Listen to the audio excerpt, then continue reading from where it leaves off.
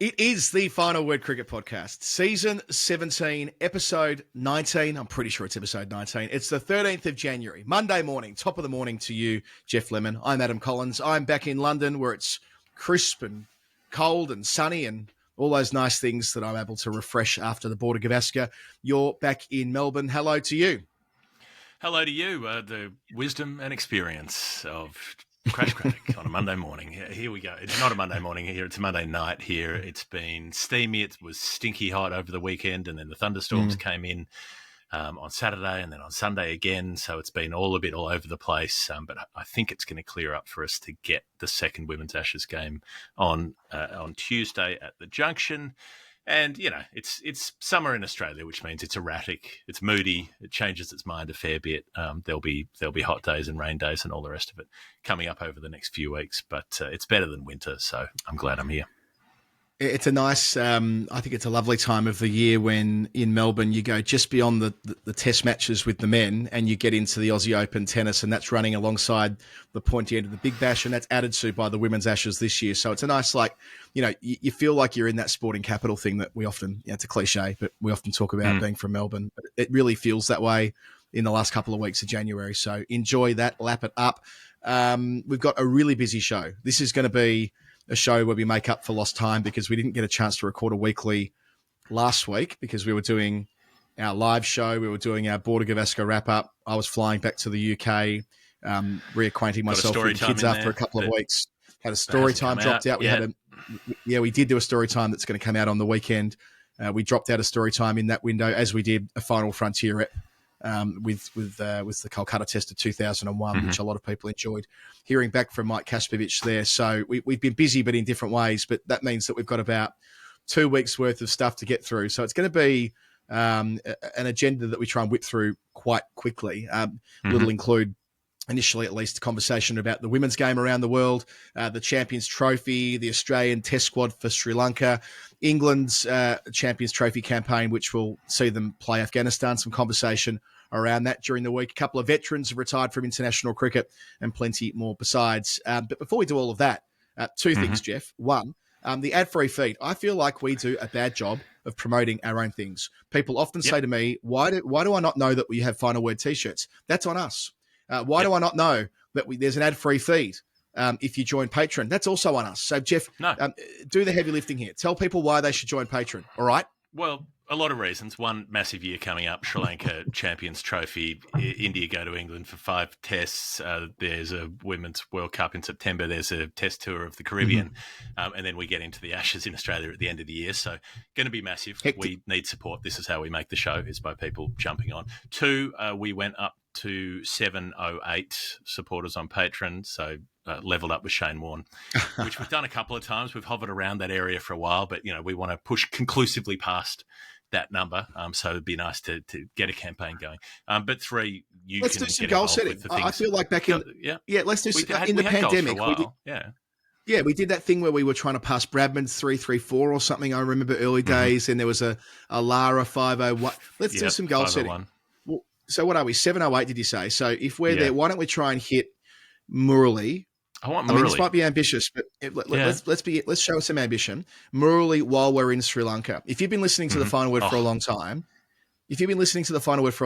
and many have, and have not signed up for whatever reason, let this be your call to arms. Become a member of our Discord page. Had a beautiful email a couple of days ago from a listener named Elaine who told me that she was listening to our Border Gavaskar dailies through the night, had some challenging personal circumstances through the Christmas period. And she didn't know that our Discord channel just rattles along there 24 hours a day with people around the world talking about the game in such a respectful way and being good to each other. And hanging out and becoming friends and having meetups and all these other lovely things that we get to do. And that's all unlocked by joining Patreon. So help us charge towards Murali 800 before we leave Sri Lanka in a month from now. That seems like it's ambitious. Why not? But it seems like a reasonable thing to ask when we've just come off the back of a year where we recorded like 270 episodes. Like, we are pulling our weight here, right? We are doing our thing. You know what was ambitious? Murali, when he said, you know what, I've got 792 test wickets. I'm going to retire in 1 test match's time. I'm going to give myself 1 test to take the remaining 8. And he bloody did it when he took the last wicket to fall in the match for his 8th to finish it off at an even 800. So if he could do it, maybe we can do it.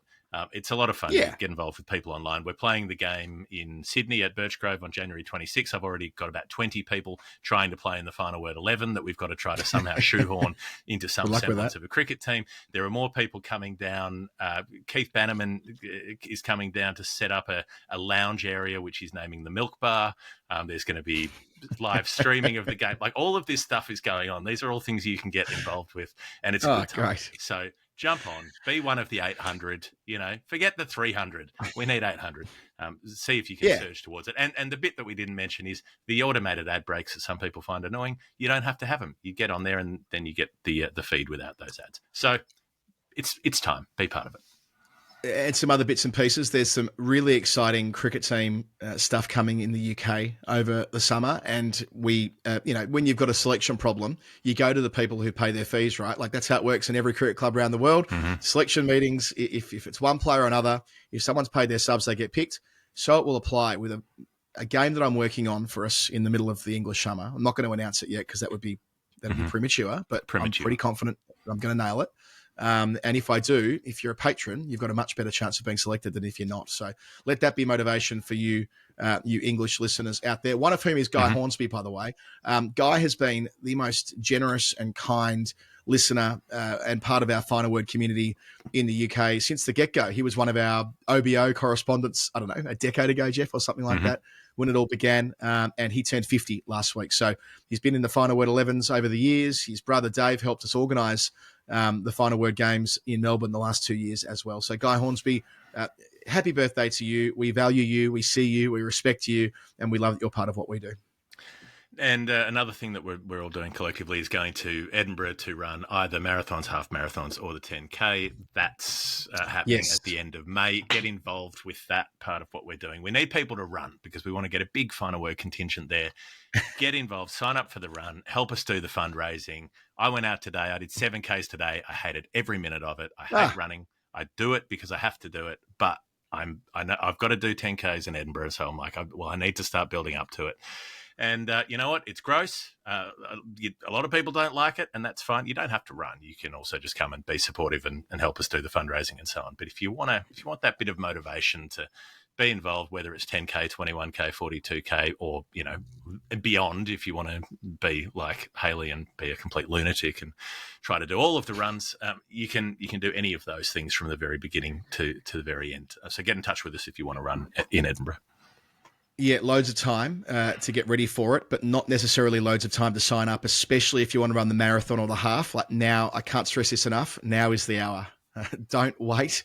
Don't leave it till February or March because it'll get trickier and trickier. The Tabs have kindly opened up some more spots for us as well. So they're holding up their end of the bargain for us to help extend the deadline in effect. So we've got to hold up our end of the bargain as well. Be part of it. Even if you've never met anyone from the Final Word before, like this is the best possible way of doing it. It's a great night out on the Sunday afterwards.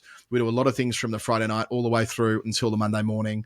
Of course, there's the centerpiece on the Sunday with the half and the full marathons, but it's terrific. So be part of it. TAB's 75th anniversary, a charity we're very proud to be in association with. I was on a meeting with them just this morning talking about the 75 years and the birthday activities they've got lined up. And we're a big part of that, right? They have a huge regard for what we do here on the Final Word. So it's our time to step up, be part of it.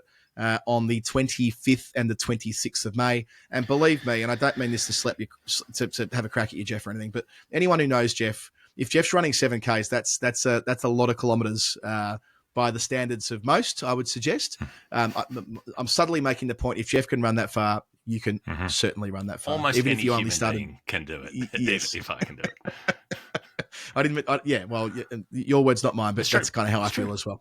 It's not, yeah. Jeff, let's get into the main agenda items today. We're going to start where we finished yesterday with your solo Women's Ashes update. That wasn't quite what we wanted to do because of the internet connection with the Melbourne Storm, and you had to. It was kind of old school. You recording with no internet connection into a recorder. Only had enough 4G to upload the audio. Couldn't do a video, but took about it was a very nice to get the summary audio file up to get a tiny MP3 loaded. But we got there in the end. But it did happen. So we'll be at every playing day doing Final Word dailies, as we've done in multiple Women's Ashes and Women's World Cups in recent years. And we'll continue with that commitment to the women's game as we have from the very start of the Final Word in 2015. Can I just ask a few questions of you? Sure. Because maybe you've got more developed or have thought through this more, having been in Australia the last week when I've been away. Why is the test match last? I thought we kind of got away from this. Like that, we've debated where it should sit in a multi-format series before, but I feel like there's not been enough like debate around the very fact that this does potentially, it could go one of two ways. Of course, we could have the teams level on points heading into the test match and whatever, but the probability of that, with so many games before that, 6 games of cricket before that, and with more points on the line in the test match, and the ability to not game it necessarily, but to effectively play for the draw and make it less exciting. I thought we got this finally at long last right by bunging it at the front as we did in the previous series in England in 2023. Like, have you heard any reason for the change? To be honest, I haven't asked a question of anybody involved in the scheduling, but my guess would be that it is to do with the scheduling's probably to do with Big Bash stuff, probably to do with taking the MCG offline for effectively a week, because you've got the 4 playing days, but you need time to work on the pitch, get everything sort of up to date in the lead up, give the teams access for training and all the rest of it. And so that is the part that takes a ground out of commission that they'd want to be using through the BBL, which probably isn't the way the priorities should be, but that would be my guess. I don't want to slag anyone off on the basis of that particular guess, but it does feel like it's the wrong way around. Like you say, if team goes into it 6 points up, well, it doesn't matter. But I suppose if they go into it 4 points up and they know that they could lose it, or they could surrender the trophy with a tie or something like that, then it doesn't give one team the incentive to go for the win at that point. It just feels to me like they're on a number of fronts. There are things that could have been done in relation to the multi-format Women's Ashes series that could have improved it. Like, we've been banging away on this podcast and in written columns and so on for like literally a decade now, since 2015, about the 2-2-4 point stagger and how there are far more creative ways of doing that so that you have an odd number used to make sure that, well, first of all, that T20s, in my view, T20s should be worth fewer points than one days. And you can enhance the probability of it not being tied. Remembering it was an 8-all draw in 2023. It was an 8-all draw in 2017-18. Like, again, none of these are absolutely perfect, but surely there is a way of working it through where maybe the T20s are worth 2, the one-dayers are worth 3, the test match wins worth 5, the draw's worth 2. Like there are combinations of points, if you know what I'm trying to say. And this is not revelatory. Like, this is stuff that, and they did make one change. Remember the first series where the women played in 2014 in this model, the test match was worth 6, and they're like, no, that didn't quite work. We'll scale it back. So they've made one change. Why are we so deathly committed to 2, 2, and 4? It doesn't make any sense to me. No, the test was worth 6, and England won the test and then won the trophy despite getting much the worst of the white ball games, and so it was shifted around to make that different. Yeah, I think having the draw be worth less than half of the win is probably the way to do it, the way to disincentivize the draw as well. And to make teams want to go for it in that one opportunity they have. And of course, the other thing that they've changed is going back to 4 days. So it was 5 days in England last year. Well, not last year now, but 2023. Trent Bridge was 5 days and needed it and went the distance. And this is a 4-day game. And yeah, it's pink ball and evening sessions, and who knows, it might be over in 2.5. But it's still, just as far as a signal, a value signaling basis, saying, oh, well, let's not bother having the 5th day. It just doesn't look right. And it doesn't look right to be erratic, to be going, well, in England we'll play 5, in Australia we'll play 4. It's 8 ball overs and 6 ball overs. We should be beyond the point of this kind of peculiarity of saying, well, we'll just kind of, I think, this time let's just, it's like they're making up the rules on the day of, like some of the games that we play, where you go, what do you reckon? Well, wide's a dead ball? Yeah, wide's a dead ball. Okay. Can you get out first ball? You're like, okay, yeah, first ball ducks are in. No. LBW's out,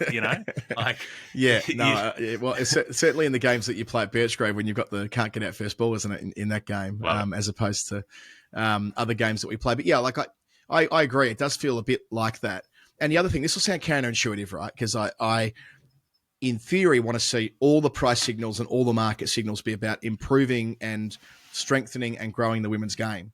However, doing a lot of heavy lifting here. How good did North Sydney look yesterday? How good did North Sydney look yesterday? Capacity crowd. I know it was helped by a beautiful Sunday afternoon, right? But it worked. There's a reason why we've used smaller venues for games that have been played in England most of the time, with the exception of the Trent Bridge Test match in 2023, which, let's be honest, like that wasn't full. That's a capacity of 13,000 at Nottingham from memory. That was not even close to full. 17 or 19, 17, like that. right? And that's 19. Okay. I'm not one of these guys who's saying the attendances aren't good enough, and therefore, but there is an opportunity, I think, to use venues in a way that don't have a lot of empty seats, and that could be the same for a lot of men's cricket as well. I understand the want to play at the MCG for symbolic reasons, but I do wonder how good would have it been had it been at the Junction Oval, the same size as North Sydney Oval. I think it's 7,000 capacity at the Junction these days. North Sydney's about the same. It will be for the ODI crowd with at the Junction. I get that, but the grass bank's filled every night. They have the day-night facility there at Junction Oval these days, I'm pretty sure. I guess, I don't always subscribe to the idea that bigger is better when it comes to stadia. The grounds that facilitate the best possible atmosphere should be the objective here. If this women's test draws 70,000 people, then good as gold. Like I'll retract this statement immediately. I suspect it won't. I wish it was going to, but and that's not to say that a test match needs to get 70,000 to sit at the MCG. Most of them don't. But I just feel like there was such a great vibe the other day at North Sydney, watching some of it on the television. Why would we steer away from that? So it's not, again, I don't have, my view isn't that women shouldn't play in the big test venues. It's more that there might have been an opportunity with this test match. Like, why wouldn't have you used the MCG for a limited overs game? Probably the thing I should have said at the start here, by the way, is that Lords and the Oval have been used brilliantly in England by using them for the T20 games at night. And having loads of people in with those Women's Ashes games 2 years ago, New Zealand last year, India the year before, using the big venues for limited overs cricket where you're asking people to come once rather than huge grounds where you're asking them to come on more than one day, which, as we know from attendances around the world, doesn't often happen. Very, very rarely happens. So, just another thing on the way through where I reckon we missed a trick there. They should have used a G for a T20. Yeah, I've gone back and forth on this and thought about it, and interesting just having some conversations in the last few days, and some of the former women's players and so on are like, they're nervous about it. They're anxious about how things might turn out and how it might look at the MCG. But I think they had to take the ambitious path here. They had to give the game the opportunity to succeed in the way that they did with the T20 World Cup final, where they allocated 91,000 tickets. They had 86,000 people show up. Yep. I think the thing that, the MCG is so symbolically important. There's only been 2 women's test matches there. The last one was 1948, 49. That's it. That's the entire history of women's cricket at the MCG. So I think they have to play one there. And maybe it's a matter of playing a test match there and then looking at other options depending how it goes. And I think, realistically, you'd hope for a big crowd on day one, and probably the crowds drop off after that, because that's what happens at any test match at the MCG, except for the one that we just had. And that's why that was such an anomaly, that crowds were still coming in on days 3, 4, 5, because traditionally they tend to tail off sharply once you get past the first couple of days of the Boxing Day test. So I think having the opportunity to get a big day one crowd in, that's the thing, that's the benchmark, that's what matters. And if they do get it, it'll look terrific. And I think you've got to, it's the 100% of the shots you don't take thing, right? You've got to take the opportunity to see if they can make it work. And I would have liked to see more promotion around it. There was some, I didn't notice a huge amount in the lead up, and splitting it off from the men's Ashes is another thing that could go well, could go badly. You don't really know until it's played out. But I think we're still trying all of these things out, and I'd rather see them go too ambitious and then look to scale it back if it doesn't work, than have them say, well, we're not even going to try that in the first place. It's a very fair opinion. And like you, I've been talking to people we know in the women's game, former players who have got anxiety around the G and the optics with television. You're right. It's a very fair shout about you give it a chance to succeed. But I think the difference with the Women's World Cup final in 2020 was that there was a dedicated marketing campaign for like a year about filling the G on International Women's Day the final of a World Cup. Yeah. This is not the final of a World Cup. It's one match in a multi-format series, in a bilateral series, and it's across multiple days. And again, that's kind of where I think had they gone, it's going to be a T20. It's going to be on whichever night of the week. I don't know what the best night of the week is for attendances these days. Probably Friday, I guess. Friday night at the G, 7:00. This is the big focal point for this particular series for coming along. Bring your people, be there. That would have had a better chance of having, the top level 4 being opened up and that type of thing, than spreading it out across the 4 days. And the other complication, and this is nobody's fault, it's just the way these things broke this time, about the men's test match clashing with it for 3 of the 4 days. I think I'm right in saying, Jeff, is that right? 3 of the 4 days. And I don't think that's anyone's fault. That's 4. just like, all 4. All 4. Okay, right, all 4. So the women's test starts on day 2 of the men's Sri Lanka Test, which could be over in 3 days anyway. So it might not entirely match up. But there might also be people going to the MCG, and you can have the other game on the TVs in the way like they did with the Matildas or whatever it is, and follow them both at once. So the possibilities are there. I think it's still school holidays at that point for Jan 29. It's the end of summer, and so I think you can be optimistic that you can say, well, people should come down because it's a good night out. It's a day-night game. You get to come down for the evening session. You get to come to the MCG.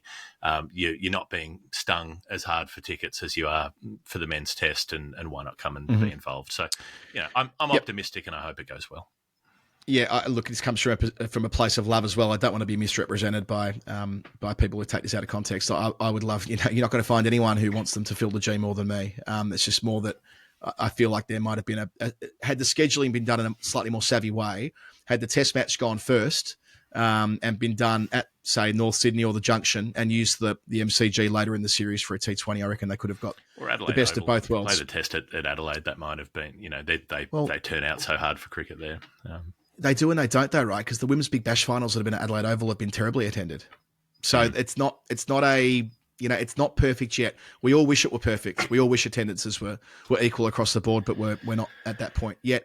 The Women's World Cup under 19 style starts this week, Jeff, in Malaysia, 5 days from now. So India, the defending champions, 16 teams. So, all the usual suspects get there, from those that qualified last time all play again, which is great. But from the qualifiers, there's some pretty cool teams in this, like Samoa playing in their first ICC major event, and Nigeria have made it as well. So, this is that format where 16 becomes 12 and they break off into 2 groups of 6, which means that, there's quite a lot of cricket, and there's plate games and grading games the whole way through. So that's a good thing for the teams who have qualified.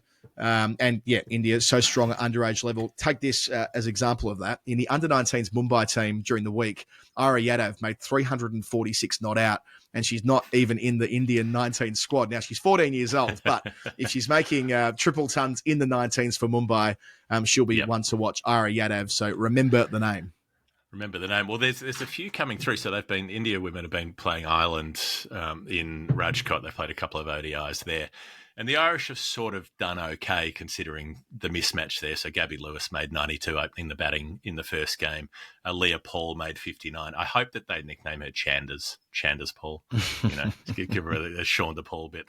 But and India mowed it down in 35 overs. But still, it's interesting. There's a couple of relatively new players. So Pratika Raul is opening the batting at the moment, and Tejal Hasabnis is in the middle order and made 50 in that first game. There's a ruthlessness at the moment where Shafali Verma's been out of the side since October, and such a powerful hitter of the ball. There was all the hype around her for years since she came in at 16 when she was first playing in the Indian side. But basically they've said, well, your fielding's not good enough, your attitude in the field's not there. She's often she doesn't bring a lot of dynamism to the field a lot of the time. So she's dominating in domestic cricket at the moment, but they've, whether it's to put a rocket up her or just to look at other options, they've brought in Pratika Raul, who's opening the batting and who's done amazingly well so far. So it's a timing thing. She made a domestic 100 the day before they picked a squad for the West Indies a few weeks ago, those games that India won easily. So she's played 5 games. She's made 40, 76, 18, 89 and 67 in 5 hits opening the batting so far, and made runs in both those first 2 Ireland games. The next one, she made the 67 when India made 370. Jemima Rodriguez made her first 100 for India in any format, made 102. Harleen Dial's in that side, made 89. Smriti Mandana's leading it because they rested Harmanpreet, so she made 73. And Ireland were okay, again, made 254 for 7. Didn't get bowled out, which I think, the hot days, like when Gabby Lewis got out in the first game, she was cramping as she was getting close to the 100 with the heat and so on, and having conceded a big total, you expect a team's quite likely to fall over for not much. So they managed to not let that happen. Christina Coulter-Riley made 80, I suppose, on the forums. They'd call her CCR. So I'd propose we call her Credence instead. But yeah, one game to come in that series. But it's just interesting to see those couple of new players coming through. And Shafali's 21, right? It's not like she's got plenty of time to come back. But I kind of like that she has been a frustrating player at times. She has been an underwhelming player at times, given the talent. I kind of like that they're saying, well, okay, well, your spot's not guaranteed just because you were the Wunderkind a few years ago. Look, a few things to note out of this. The first thing is that Ireland played 23 one-day internationals as part of the ICC Women's Championship over the last 3 years. Like, there's no way in the world they're making that many runs against India 3 years ago. India. So in India as well. So this is a great story about if you expand these multilateral tournaments like the ICC Women's Championship, what you are going to get over time is better results. We saw that with Pakistan when they first got the opportunity to play in this top competition. It wasn't so much that they were knocking off Australia, but like they have been over time able to be more competitive at World Cups because of the bilateral cricket they're playing across the 3 or 4 year cycle. So Ireland, remember they did knock off Sri Lanka in a series only 4 or 5 months ago. They beat them 2-1 in the one days. They beat England on a Duckworth-Lewis game. I know it was a bit odd with England not taking their first string side, but still, that's 23 one days of a quality which all means something. So that's great that they're now able to really compete in a series that looks like a mismatch on paper due to resourcing and all the rest of it. Jemima Rodriguez, that is a threshold moment. How long have we been thinking about her taking the next step? And look, it's one performance out of context. It'll just stand on its own, but it feels like she's the next generation. She's been the next generation for so long that it's almost glib to make the point that she should be the player who's taking them to the next level. And Harleen Deol, who made her first international 100 only 3 or 4 weeks ago, getting 89 there, and Smitty Mandana having been so consistent over the last couple of years. So, yeah, that next World Cup for the women, which, as you pointed off in the intro, is in October, I think, something September. like that. Is it October next year? September. We've been waiting for India to make their mark at a 50 over World Cup for September this year. Yeah, that's what I mean. Like it's later this year. So, they came ever so close in 2017 and didn't quite get over the hurdle to the elimination stages in 2022 when they had that calamitous end against South Africa. But they'll be right up the top with Australia and England and presumably New Zealand as well if they can continue their tournament form from one comp to the next. We've got a bunch of Australian men's stuff to look at. I propose we do that after the break, which has to come in a moment. It does. Before going to it, I will remind you and remind all of our listeners that our show is brought to you by Maurice Blackburn Lawyers, #1 plaintiff law firm in Australia. It's the class action stuff that always we're number one. Jeff's got the finger up in the back of shot here if you're watching on YouTube or if you're not.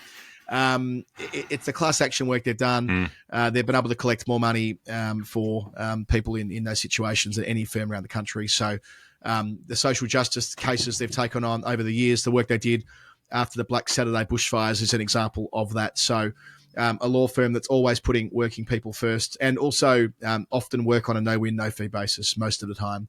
That's the way in which they operate. So if you find yourself in a situation where you need legal support, especially workplace support, they are a law firm who could be perfect for you. Search Maurice Blackburn Lawyers. And if you want to hear the history of Maurice Blackburn, the man himself, go back to the most recent story time in the feed. He was a politician. He was a lawyer. He was a statesman.